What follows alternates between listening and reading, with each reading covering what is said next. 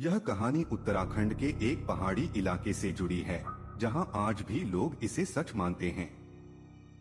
यह घटना उत्तराखंड के एक छोटे से गांव की है, जो घने जंगलों से घिरा हुआ था।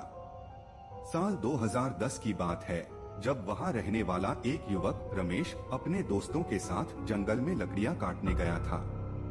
उस दिन मौसम साफ था, लेकिन शाम होते होते हवा में एक अजीब सी ठंडक छा गई। रमेश और उसके दोस्तों ने सोचा कि वे जल्दी काम खत्म करके लौट जाएंगे। जंगल में काम करते वक्त उन्हें दूर से किसी के गाने की आवाज सुनाई दी। आवाज इतनी मधुर थी कि वे सब उसकी ओर खींचे चले गए। कुछ दूर चलने पर उन्हें एक औरत दिखी, जो सफेद कपड़ों में थी और पेड़ों के बीच से गुजर रही थी। उसका चेहरा साफ नहीं दिख रहा था, लेकिन उसके बाल लंबे और काले थे। रमेश ने अपने दोस्तों से कहा, शायद कोई गांव की औरत यहाँ भटक गई होगी। वे उसकी मदद करने के लिए उसके पीछे चल पड़े। लेकिन जैसे जैसे वे करीब गए, वह औरत तेजी से आगे बढ़ती गई। अचानक वह पेड़ों के बीच गायब हो गई। सब हैरान थे, लेकिन उन्होंने सोचा कि शायद वह कहीं छुप गई होगी।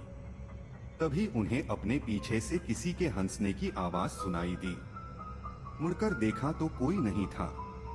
उनके रोंगटे खड़े हो गए।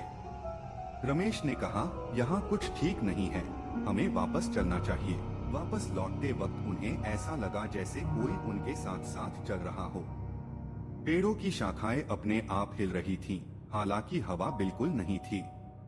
रमेश के एक दोस्त सुरेश ने पीछे मुड़कर देखा और चिल्लाया, वो फिर से दिखी। उसने उस औरत को एक पेड़ के पीछे खड़े देखा, लेकिन इस बार उसके चेहरे पर एक डरावनी मुस्कान थी।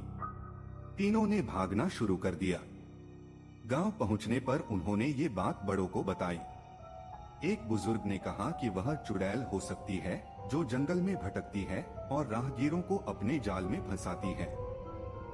उसने बताया कि कई साल पहले एक औरत उस जंगल में मरी थी और तब से उसकी आत्मा वहां दिखाई देती है। गांव वालों ने उन्हें सलाह दी कि वे फिर कभी उस जंगल में न जाएं, खासकर शाम के बाद। रमेश और उसके दोस्त आज भी उस घटना को याद करके डर जाते हैं। गांव में यह बात फैल गई और अब लोग उस जंगल को भूतिया जंगल कहते हैं।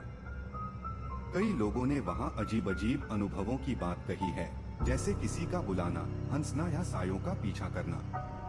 क्या यह सचमुच कोई आत्मा थी या उनकी कल्पना, यह आज भी एक रहस्य है।